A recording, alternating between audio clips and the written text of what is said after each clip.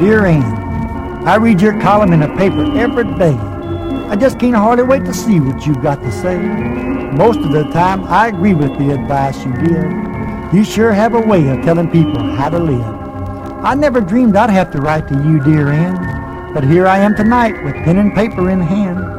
My trouble started a few months ago when I got me a bride. For a while, life was heaven with her by my side.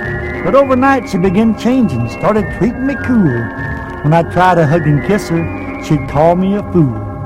I don't like this being married to a woman cold as ice. That's why I'm writing to you, dear Ann. I need your advice. Here's something else, dear Ann, that's been bothering me. When I lived alone, I hardly ever had any company.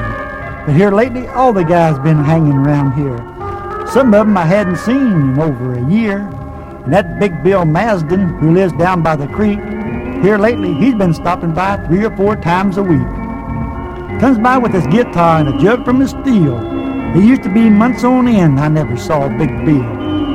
I'm ashamed of myself being suspicious of my little bride. But dear Ann, do you think there might be something she's trying to hide? And dear Ann, I want to tell you about our phone. Most of the time when she's on it, she talks in a real low tone.